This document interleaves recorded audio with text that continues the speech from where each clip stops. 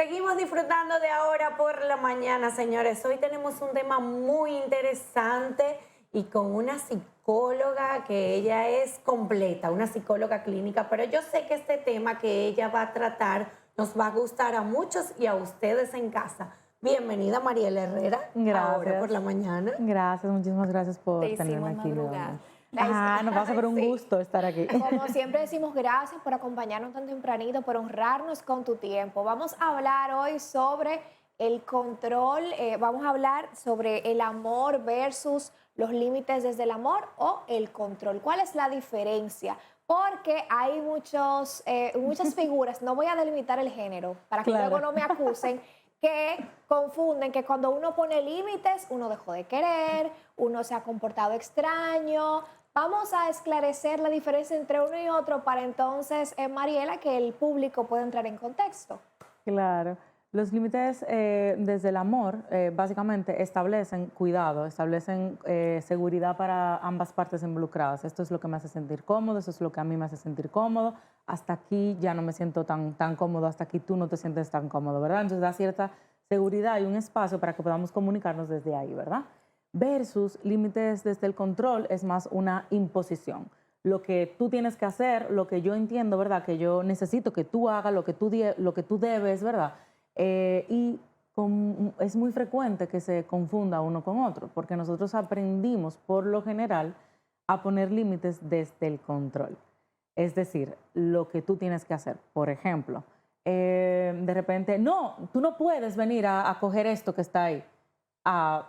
Versus, mira, cuando tú le pones la mano a esto que es mío, esto es lo que me hace sentir. Entonces, la próxima vez que esto pase, lo que yo voy a tener que hacer para yo sentirme segura es esto. Que también está en el modo en el que te lo dicen. Correcto, que Total. claro, influye muchísimo, porque casi en todo en comunicación no es solo lo que se dice, sino cómo se dice. No, es interesante destacar, Mariela, que no es solamente de pareja, también es Sí. a los hijos y a los familiares.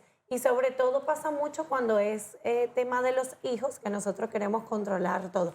Bueno, en mi caso yo soy muy controladora, a mí no me gusta que nada se me pierda de control y quizás ya se vuelve tóxico. Lo que pasa con los límites desde el control, que muy comúnmente eso que tú mencionas de que se vuelve tóxico, el problema es que el límite desde el control lo que hace es, en vez de fortalecer el vínculo y de verdad de asegurar ese vínculo que en teoría debe de haber con las personas con las que nos relacionamos, lo debilita. Y eso va desde todo. Tú mencionabas padres, hijos, pero también compañeros de trabajo, Sí, amistades. O sea, los límites al final van con todas las personas con las que nosotros nos relacionamos. Es prácticamente para mantener la individualidad y el bienestar mutuo.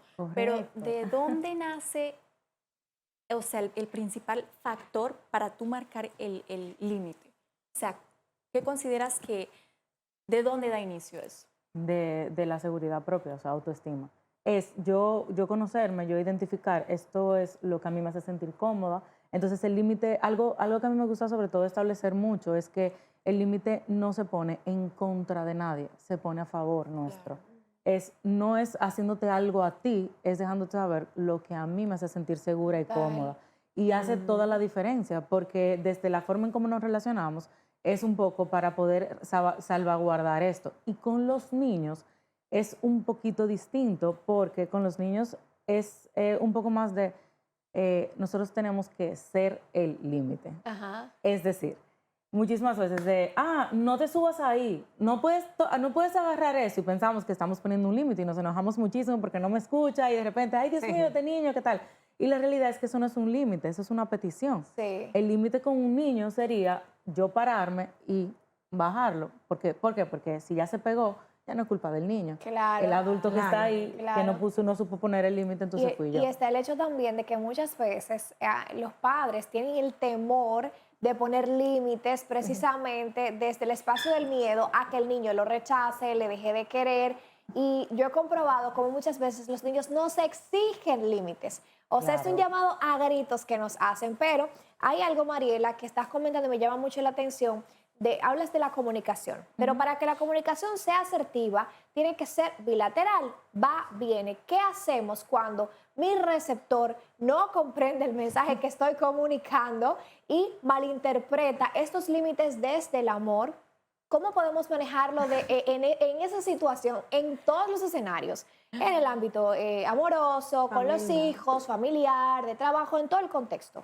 ¿Sabes qué me parece súper gracioso? Porque yo creo que en estos días, te lo puedo asegurar que como más de 4 personas se han acercado a mí específicamente con esa cuestionante, o sea que es algo que pasa muy frecuente. La realidad es que hay 2 cosas que son importantes. Yo tengo la responsabilidad de lo que yo digo y de lo que yo hago. Y dentro de lo que yo digo, yo me voy a responsabilizar porque lo que yo diga sea desde el respeto, desde lo que me hace sentir cómoda a mí y desde el amor. Ahora, asimismo, como esa es mi responsabilidad, jamás en la vida yo voy a poder tener la responsabilidad de lo que mi límite genere en el otro.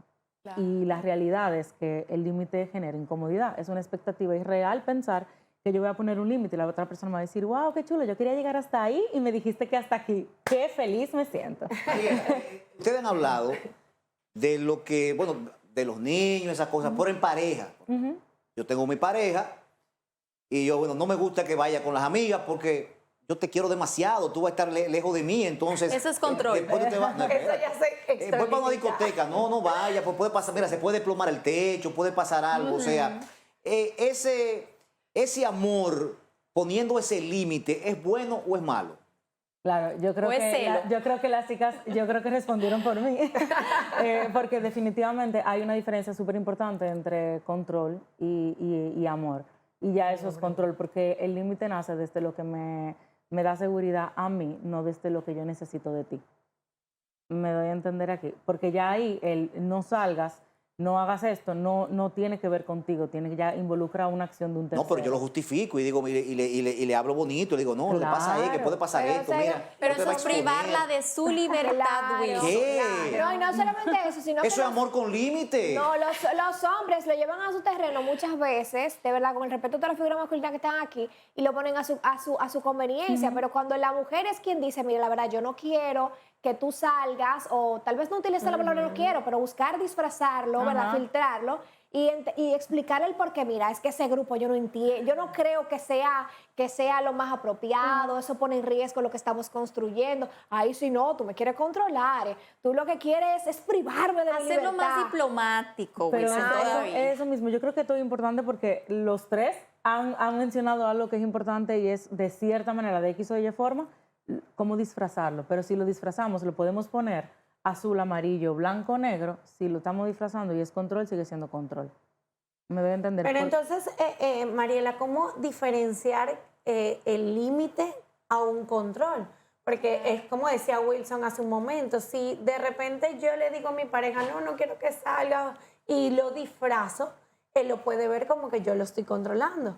Pero en sí es que quizás lo estoy limitando y no es tanto que lo estoy controlando. Y que la forma de filtrarlo Es es que eso precisamente es para que lo puedan entender. No, pero para que lo puedan entender. ¿Cómo? Porque Pero se, ¿cómo porque se se cierra y botan la diferencia? llave. Por ejemplo, ¿por qué quisieras que no saliera? Porque no quiero que salga con sus amigos, un ejemplo, a darse unos tragos, no quiero, porque ahí quizás puede conseguir alguna, unas mujeres, Ajá. una cosa, ¿cómo hacemos? Ani? Entonces, se tiene que trabajar la confianza en los 2, porque hay un tema un poquito más de base. Porque el no quiero que salgas sigue siendo un intento de control. Versus, oye, cuando sales y no me llamas, no me avisas, no me escribes, me siento muy insegura porque pienso que pudieran pasar cosas, tal. Y esto me genera a mí, me despierta esto, me hace sentir esto. Yo me sentiría más cómoda si lo que pudiéramos hacer es tal, llegar a acuerdos. ¿Por qué? Porque el no quiero que salgas, por más que lo disfracemos, sigue siendo control. Pero Porque entonces, si hablas de la confianza, si se está en un proceso de reconstruir la confianza y Ahí esa es persona diferente. aún así prioriza sus deseos y necesidades por encima de lo que me duele a mí, de mi herida, de aquello que estamos trabajando, entonces, ¿cómo podemos manejar eso? Eso es una alerta roja. sí, eso es una alerta roja. Digo, a la experta es ella, pero para mí es una alerta roja. Sí, tal cual, me encanta. Ay, ¿vieron? Sí, es una alerta roja porque cuando se está trabajando la reconstrucción de la confianza, realmente yo recomendaría 100% que se hicieran acompañamiento de terapia de pareja, específicamente, y sí se tienen que ceder a muchas cosas, porque la confianza para poderla restablecer en un inicio necesita de mucha apertura, y esa apertura es muchas veces que la otra persona ceda. Si la otra persona no está cediendo a eso y no te da tranquilidad, entonces más que ver cómo tú puedes hacer que la otra persona te escuche, es escucharte tú y preguntarte si realmente estás dispuesta a lidiar con una persona que claramente no ve lo que te está afectando. Porque, perdón, si bien es cierto que no vamos a nunca a tener responsabilidad de lo que el otro sienta, sí tenemos responsabilidad afectiva, y es que si yo quiero a una persona, sí está dentro de mi responsabilidad el yo hacer cosas que yo sé que no lo van a herir, o cuidando no herirlo. Claro. ¿Y cómo pasa con el tema familiar, Mariela? Porque el tema familiar también suele confundirse mucho, ya por ser familia, hasta mamá, papá, también hijos que quizás quieren pasar el límite, o quizás tú le quieres poner también un límite. ¿Cómo sucede en ese ámbito? Al igual que en todos los ámbitos, al final muchísimas veces, por ejemplo, con los Porque hay adolescentes. más confianza. Claro. No, y porque entienden también, uno viene con esa cábala, con ese mito de a la familia hay que aguantarle todo porque es la familia. Exactamente, y genera muchísima culpa. Justo ayer estaba hablando sobre las lealtades invisibles que hay en el mismo sistema familiar. Cuando nosotros venimos de una familia, de cierta manera, nosotros tenemos una necesidad de serles leal, porque fue lo que crecimos. Ese es el concepto de lo que está bien o lo que está mal. Es donde se creó nuestra figura de seguridad, de apego, todo. Entonces es mucho más difícil y genera muchísima culpa. ¿Por qué? Porque nosotros crecimos en una crianza, por lo general, no estoy diciendo que todo el mundo, pero por lo general, en donde la educación venía a través de la culpa. Es, ve y búscame un vaso de agua. Ay, estoy cansada. Con todo lo que yo hago por ti. Y ni un vaso de agua tú me puedes buscar. Cuando al final pedir un favor viene desde que te nazca a ti, no puede ser impuesto, porque el favor es eso. Si yo te pido un favor y tú me lo haces porque tú me quieres agradar, no porque tú te sientas mal si no lo Pero haces. ni con los hijos, Mariela, porque uno siempre, como le dieron con esa uno, con la de mí, tú no estás esperando el turno para poder llevar a cabo también del disfrute de esos privilegios. Claro, pero recuerda que en la familia de cierta manera se configura la forma como nosotros nos vamos a relacionar luego fuera. Entonces, si yo aprendo en la familia que yo los favores los tengo que hacer para poder agradar, porque en la medida en la que yo agrade al otro, yo soy valioso, ¿verdad? O me van a valorar a mí, entonces eso mismo es lo que yo voy a aprender al momento de relacionarme fuera, con pareja, con amigos, con compañeros. En todos los ámbitos. Mariela, bueno, gracias por estar aquí, pero antes, recomendaciones para poder limitar y no controlar, o sea, que sea sano. Claro, yo creo que dentro de las primeras recomendaciones es, número uno, cuando hay algo que te esté como picando, que te esté molestando, hacer una pausa. Escúchate. La mayoría de las veces nosotros actuamos por impulso, ¿verdad? Entonces esa pausa es esencial para yo poder conectar con qué significa para mí esto que me afecta de esta manera y poderlo poner en orden, ¿verdad?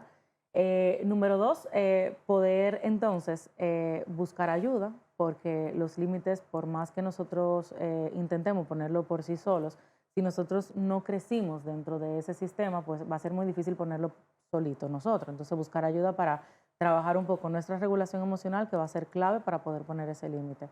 Y número tres, recordar que yo voy a tener control siempre de lo que yo diga y lo que yo haga, más no de lo que haga o diga el otro. Entonces, siempre que yo voy a poner un límite, me enfoco en lo que yo realmente puedo controlar, y yo voy a tener mucho más probabilidad de tener éxito en ese límite. Sí, porque mucha gente trata de procurar a gente ajena y dice, es que lo voy a hacer sentir mal, pero eso no es problema tuyo.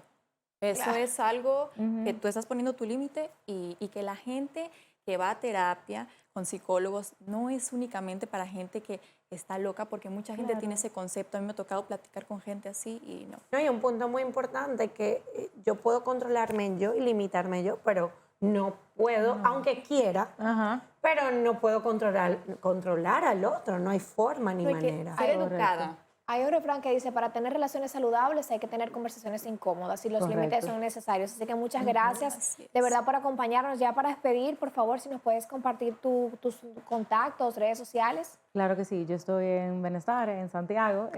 Pueden contactarnos al 829-470-9292 y nos pueden encontrar en las redes de benestare.rd y mh.psicóloga clínica. Muchas gracias, Mariela, por acompañarnos. Y a